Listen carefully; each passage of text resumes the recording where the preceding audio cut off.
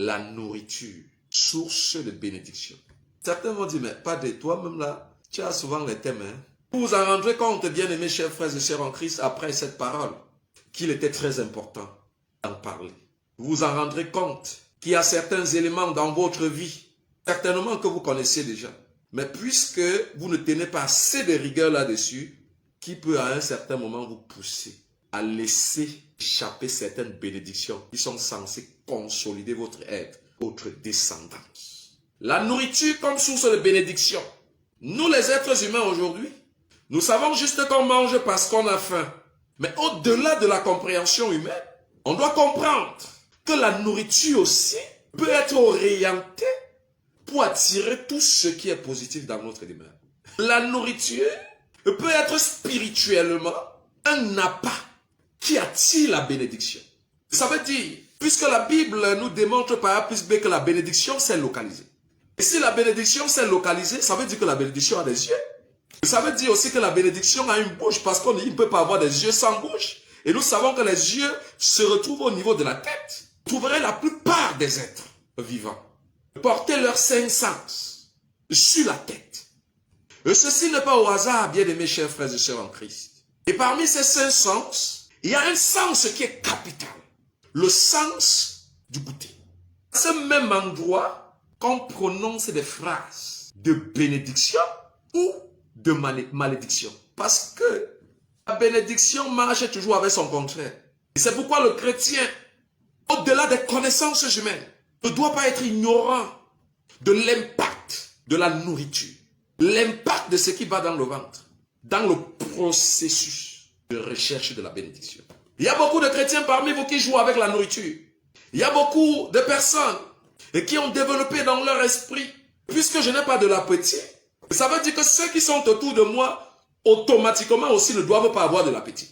Et certains, comme colons, à leur façon, ont réussi à coloniser leur demeure. Puisque toi-même, tu peux passer 3 jours sans manger, les enfants qui sont là vont seulement souffrir, même celui qui a de l'appétit. Alors que ta part là même, ton manque d'appétit là parfois est dû au fait que tu es malade.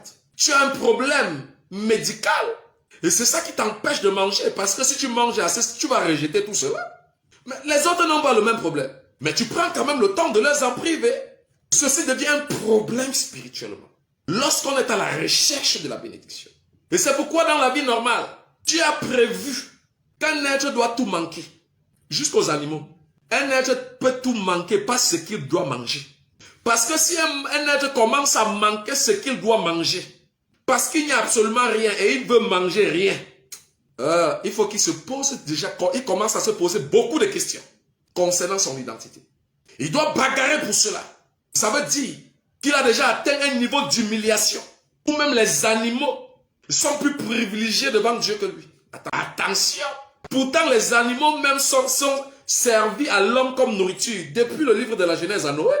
Mais nous les hommes, nous jouons avec l'impact de la nourriture. Un chrétien doit tout manquer chez lui. Pas à manger et à boire. Si toi tu ne manges pas, ça doit être là.